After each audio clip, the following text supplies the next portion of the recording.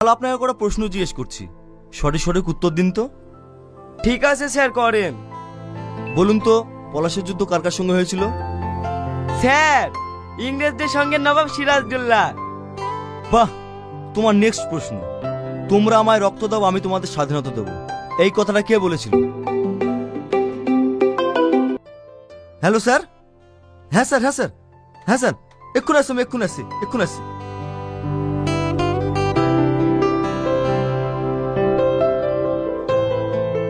এই শোনো, বলুন স্যার।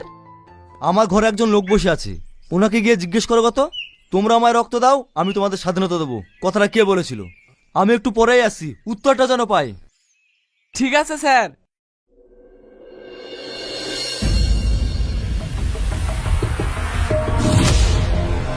কি ব্যাপার, ছেলেটাকে বেঁধে এইভাবে মারধর করেছো কেন? স্যার, নাম কি আর সহজে বের করতে চাই? লাঠি দিয়ে যখন ঝেড়েছি না, নাম সব এমনি এমনি বুঝতে লেগেছে। তার মানে? তাহলে শোনেন। কিরে, তুই নাকি খুব বাহাদুর হয়ে গেছি? কেন স্যার? তোমরা আমাকে রক্ত দাও, আমি তোমাদের স্বাধীনতা দেবো, এই কথা কে বলেছিল বল? স্যার, সুভাষচন্দ্র বসু। কোন সুভাষ? ওই ঘোষপাড়ার সুভাষ? সুভাষ নামে তো অনেকেই আছে, তার বাপের নাম বল। বাপের নাম? স্যার, বাপের নাম তো সঠিক মনে আসছে না। মনে আসবে কি করি? মিথ্যে কথা বললে মনে আসে? সত্যি কথা বল, নাহলে তোকে মেয়েরই শাড়ি দেবো।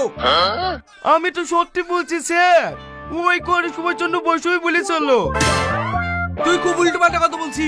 তোর রক্ত কম হয়ে গেছে আর সবার সাথে রক্ত চাই বেড়াচ্ছি না, তোর রক্ত মেরি পানি করে দেবো। এই কে আসি দৌড়ি লাই তো। স্যার, আপনার যদি বিশ্বাস না হয় আর পাঁচটা লোককে কি জিজ্ঞেস করেন গা, এই কথাটাই বলবে।